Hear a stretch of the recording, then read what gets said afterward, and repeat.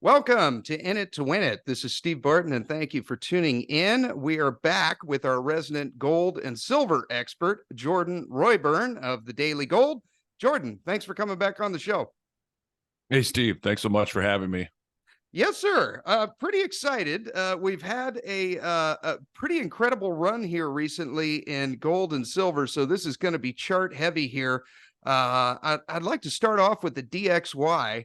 And in the last couple of days, we've just had just a drop off here. Do you think this has to do with the CPI report, or what's your take on the dollar right now? Yeah, I mean it's certainly possible that the CPI report suggests that the Fed will probably stop hiking, or the Fed is done, at least if you're looking at that in a vacuum. And then you have to look at positioning, which I'm not up to date on with respect to the dollar. And just positioning, it's how everybody's positioned. Is the market leaning one way, or do you have the same number of bulls and bears? Technically, just looking at the dollar in the vacuum, it doesn't look that great. However, you could see that 200-day moving average in there, and the slope of these long-term moving averages is really important. So the 200-day, it's sloping higher, and the dollar is above it. So I haven't seen enough to think that the dollar is going to start some massive decline here and now. I could be wrong, but I'm not. I'm not thinking the dollar's about to collapse here and everything precious metals is going to shoot up. I think it's going to take more time. And the other important thing to remember is gold leads the dollar. There's many times when gold it's at the beginning of big moves, or it's early in a big move and the dollar hasn't even rolled over yet. So I'm very skeptical of the analysis that, oh, well, if the dollar goes down, then that's going to push gold higher. That obviously it does happen in a vacuum or in the very big picture, but ultimately the dollar to me tends to it's kind of a lagging indicator. I know that doesn't sound conventional, but big moves in gold typically lead movements in the dollar. So I know that's kind of a long answer for one market, but that's how I'm looking at the dollar right now. It still is in a technical uptrend because it's above the 200-day, and the 200-day sloping up, but definitely in recent days, you have some ugly price action there. So, we'll see. And also, if we're looking at it and this is intermarket analysis, where you're looking at all of these markets together. You look at the action in the dollar over the last couple of weeks. Yeah, this is pretty ugly. Some nasty candles in there. But if you look at gold, gold's barely done anything. It's just had this little blip for a couple of days.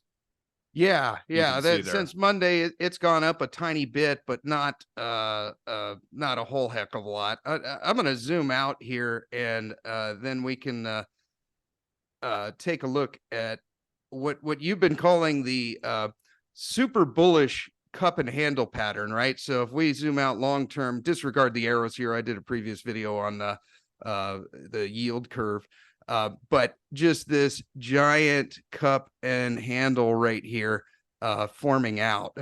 You see the same thing, right? Yes, absolutely.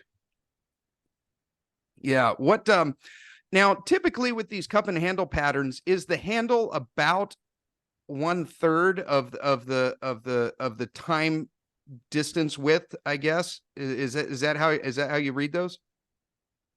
Yeah, it tends to be around 1/3 to 1/4, although that's not necessarily a deal breaker. So we're into we're 3+ years into the handle. The cup was 9 years long. Mm-hmm. Now the S&P from 1937 to 1950, it had a cup and handle pattern where the cup was 9 years and the handle was actually lasted 4 years. Okay. So we're not, let's just say gold doesn't break out for another 12 or 18 months. That would put the handle in 4.5 years or whatever it is. That's not a deal breaker for the pattern. Okay. I mean, this is still it's a very bullish pattern, and there's nothing that has happened. Yeah, that's really nice how you're drawing that. There we go. Right. Yeah, nothing has happened to change the fact that this is a really bullish pattern. And if it were to consolidate for another year or two, I'm not predicting that, but if gold is breaking out from a 15-year pattern versus a 12 or 13-year pattern, the longer, kind of the more years, the longer a pattern gets, the more explosive the move. So that's the downside is, yes, gold has gotten so close to breaking out in the last year a couple times. It's struggling to break above 2,100 now. But the flip side of that is the fact that it's taking longer than people thought. And that's just adding more fuel to the eventual breakout move. So, Yeah. I mean, Now, go ahead. Yeah. Now, there's a couple other things I want to mention about the pattern that are really important. Okay. So there's two reasons why this is a really strong pattern. Now, the first is you have to look at the cup itself. And in cup and handle patterns, you can see where the rim, so the left, the peak on the left, and then you have the peak in the right. So your average typical pattern, they're at the same level, basically. Now, if the right side is a little bit lower than the left, that means the pattern's a little weaker than normal. If the right side is a little bit higher, like we see in this case, that means it's a stronger than normal pattern. So the fact that you have this uneven cup, but it's tilted just a little bit higher, so the right side is a little bit higher, that signals that's a stronger than normal pattern. So you have that. Then the second point is typically with a cup and handle pattern, they typically only retrace 38% of the rebound, the handle correction rather. Okay, from the top here to the bottom is typically 38%. Yeah, so from the top, from 1040 to 2080 or whatever it is, the 38% retracement, I think, is 1675. So other than like 1 or 2 weeks, gold, it's held above the 38% retracement basically the entire time. So that's a signal of a stronger than normal pattern. So you have the consolidation, and then you have what I said before about the right side being higher than the left. So these these characteristics are telling you this is a stronger than normal pattern. And to build on the first point, gold's been consolidating over the last couple of years, but it spent a lot of time, above 1900 or in the high 1800s or 1900. Just look at the last, 4 or 5 months. It's consolidating around 1900, 1950, 2000.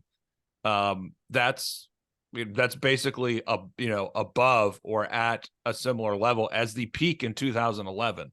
So this is a stronger than normal pattern is what I'm saying, or at least what all this data tells you. And so we're into the 4th year, so we're 9-year cup, 3+ year handle. Now, I will say historically there's been a handful of major market breakouts that happen after 13 years. Now that's subjective analysis. The things that I just told you about the cup and handle pattern, that stuff is objective. Now, the thing about 13 years, that's more subjective analysis, which I try and avoid because it's less predictive, but it's more of an interesting point. If you look at, like I mentioned, the S&P cup and handle 1937 to 1950, if you look at the S&P from 68 or 69 to 82, I mean, it wasn't a perfect consolidation, but that was a 13-year breakout. If you look at the stock market from 2000 to 2013, that was a major breakout. That was 13 years. So it's more subjective analysis, but there is a history of these markets breaking out after 13-year consolidations. So okay, I would be really surprised if this cup and handle doesn't break out next year. Okay. Yeah, we're in the same camp. I'll also love the triple top here, one back in 2020, and then another one, I guess we could call this, the war premium, and then another one just recently. And Yeah. Is it going to hit a fourth time and come back down? I think it's more likely to go through than it is to touch and come back. What do you think? Yeah, I agree with you. I mean, I did a video on triple tops, and um, if triple tops tend to be like when they're really bearish, you have like a head and shoulder pattern. You have these big distribution patterns where you have these major tops that occur after years and years of a big move higher. So gold only had the move from 2018 to 2020. It wasn't quite long enough for there to be this massive distribution, head and shoulders, triple top type of distribution pattern occurring. I mean, this is super bullish. It hit it a third time recently, and the gold price is still it's still consolidating. It's holding. I mean, if let's see, if you run a retracement, I think from if you just go back a little bit, if you zoom out a little bit, Okay. and you look at so you look at that low, what is that, 1620, or if you 16, go from 15, something like that.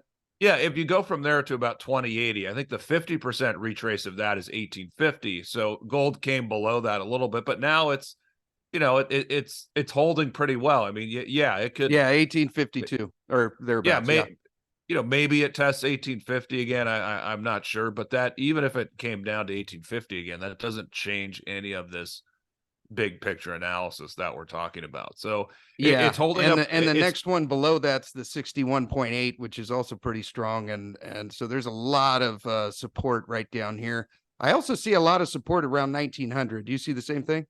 Yes, I completely agree. I think if you Okay. look at it, it's pretty obvious on the weekly chart, and I think also on the monthly chart. So that's definitely, if we're focusing on the real significant levels, I'd say 1900, 1910, and then 1850. So that's definitely that's definitely the first level I'm thinking about. But again, you always have to focus on the big picture and then kind of work your way down when you're analyzing these markets. And gold's in this beautiful big picture consolidation, and when you're breaking out from a 12, now we're in the 13th year of this bullish cup and handle pattern. It's also a bullish base. It can take it can take some time for that to break out. I don't think it's going to take a couple of years at this point. I mean, like, as I said, I think it's going to be in this coming next year.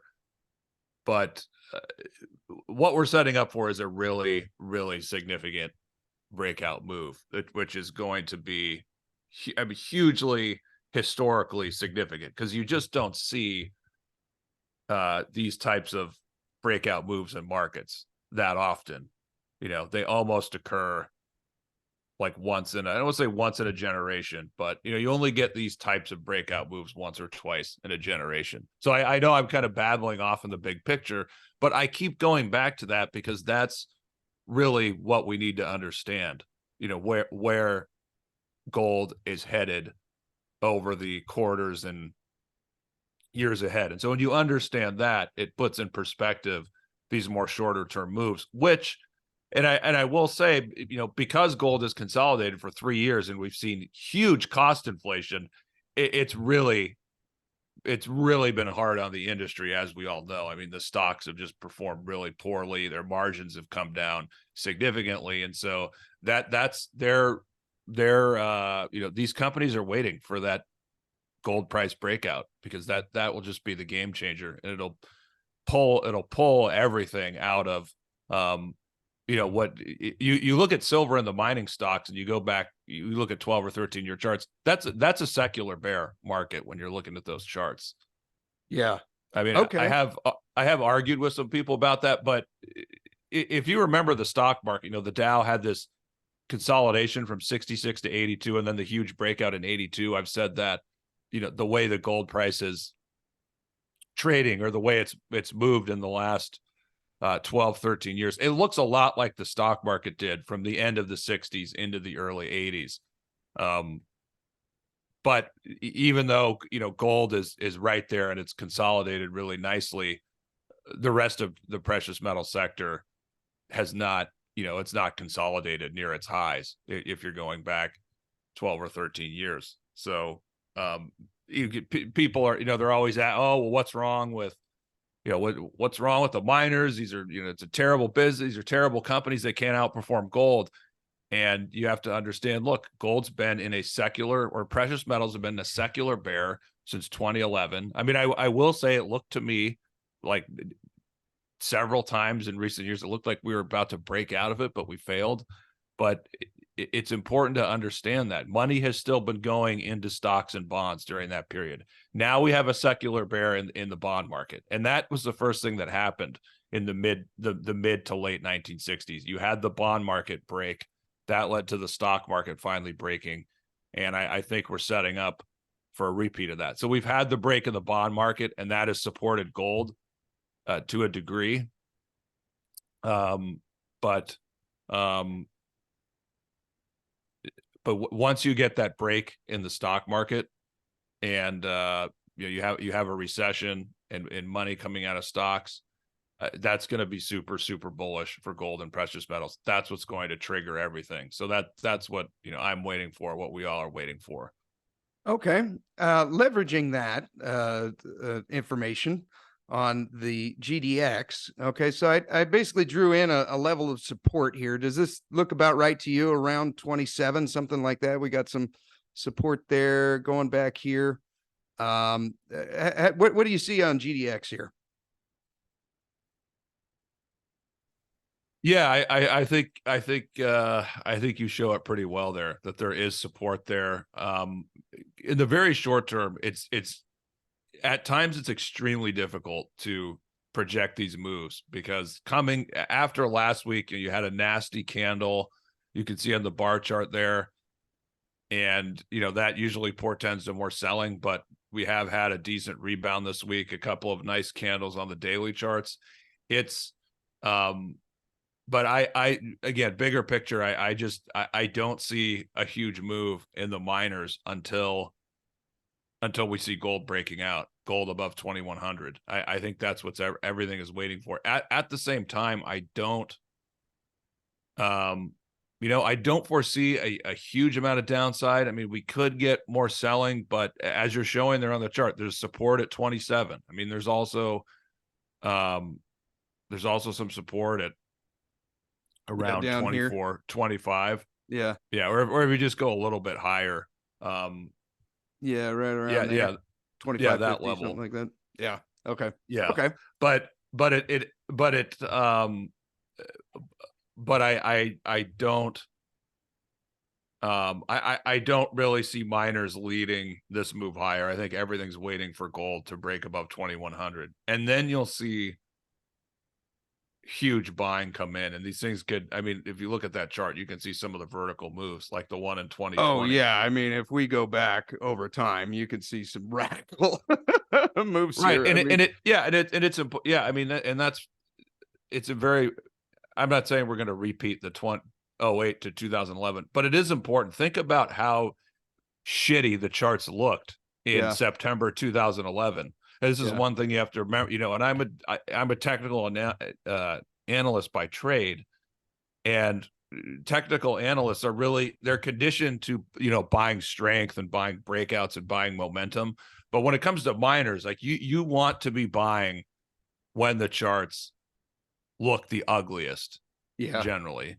I mean, if you go back to September and you put, like, if I put my hand over the screen and I just block out everything to the right of September 11th. I mean, you can't see it because I'm just doing it in my computer, but you're looking at that computer. It's like, or look at that picture of the G. It's like, wow, that's really ugly. Something about like that.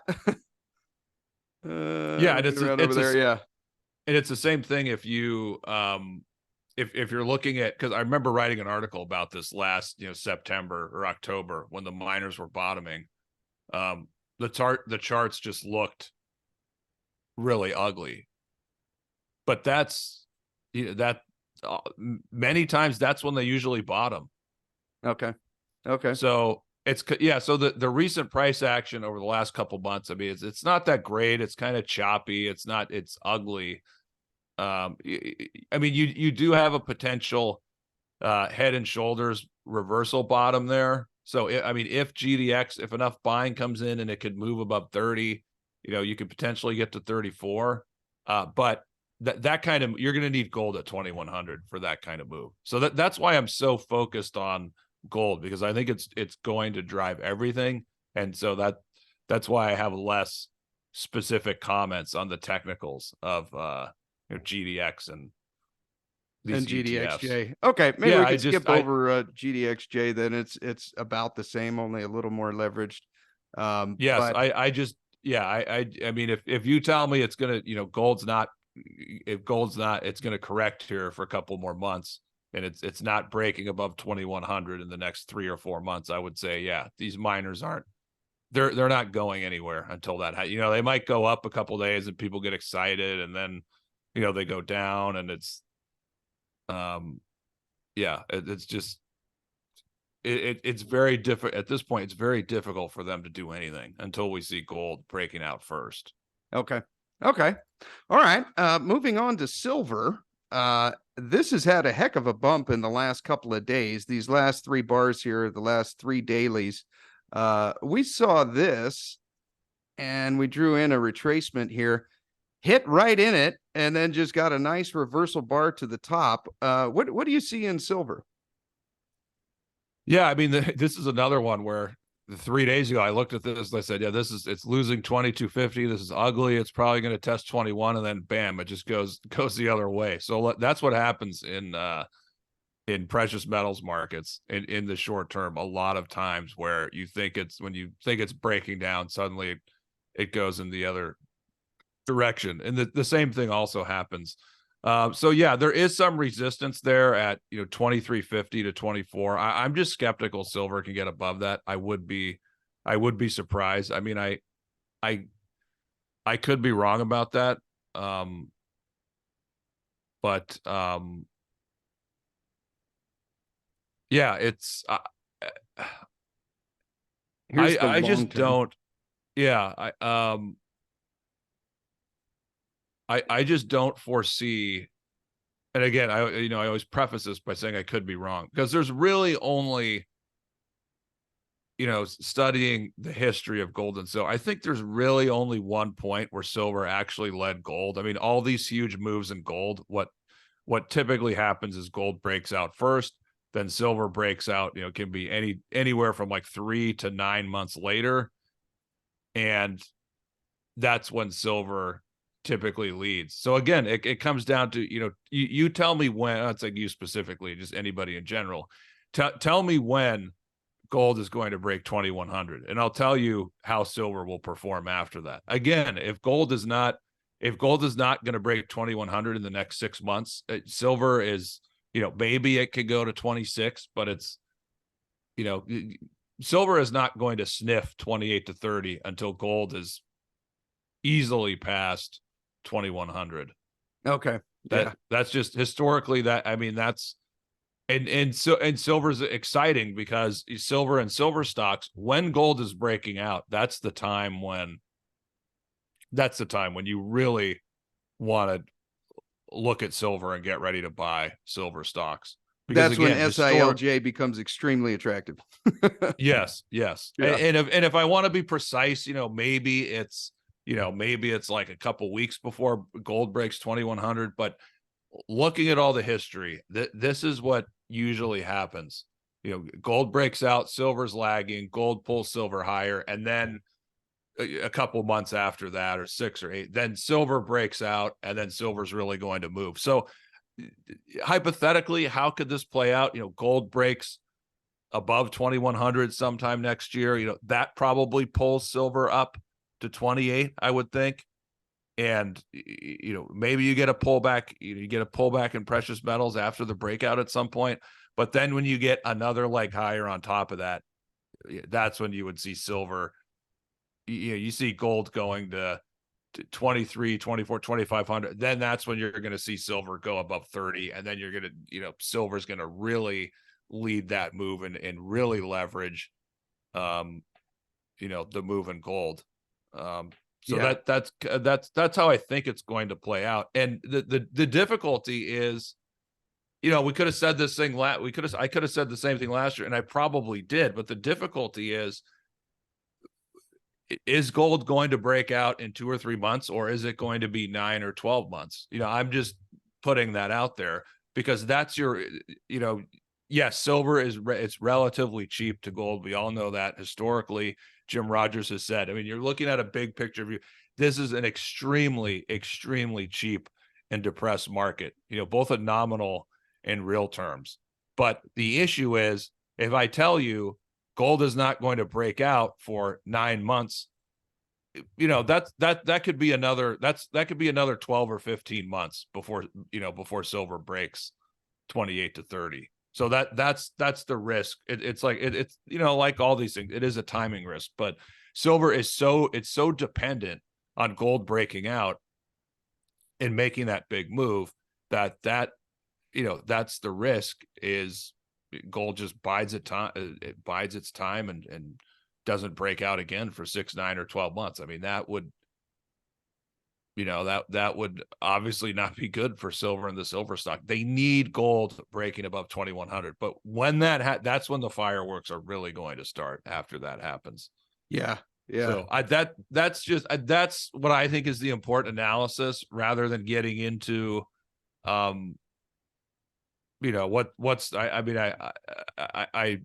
know you're showing the chart there, but yeah, I mean, silver could, like I said, it could, if it breaks above 24, you have resistance at 25, 25 and a half, that would be the next target. But if, again, because I'm beating a dead horse here, but if you tell me gold's not breaking above 2100 anytime soon, then silver going to 25 or 25 and a half, that move will be sold. It'll probably come back to 23. So that all those reasons are why I'm so focused and obsessed with the gold price breaking out at this juncture.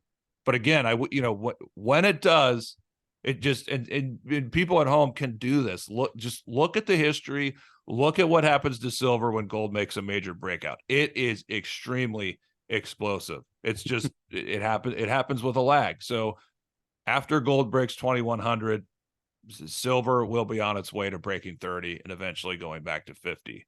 So we're not quite there yet, but we're getting damn close. Yeah. Awesome. Well, thank you, Jordan. If what can we expect if we sign up for your newsletter? I know I've been a part of your service for years now. I love it. You go into not just gold and silver, but you go into what the Fed is doing, what the dollar's doing, comparing other commodities and how that relates to gold. What can people expect if they join your newsletter? They can expect quite a bit of macro analysis, the big picture, accompanied by my technical analysis. I do technical analysis on all these markets and a number of individual companies, and I also cover individual companies fundamentally. So I write fundamental reports on these companies. I'm looking at the smaller. So these are smaller. If you're looking at the companies in the ETFs, think about GDXJ specifically.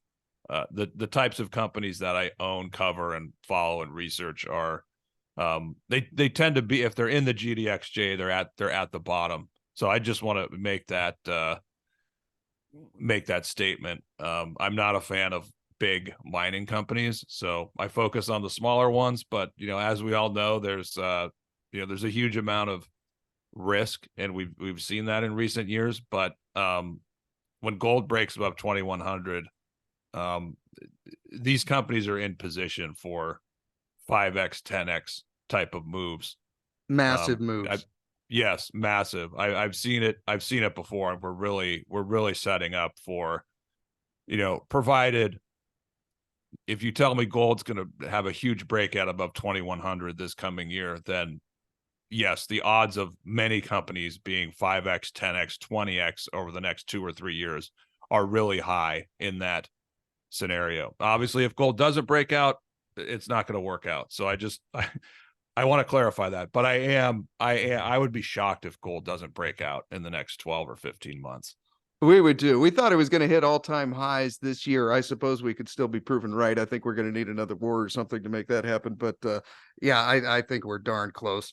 Jordan, thank you again for coming on the show. There will be a link down in the show notes if you want to join us over at the Daily Gold. Jordan, you have yourself a great rest of the day, sir. You too. Thanks so much for having me, Steve.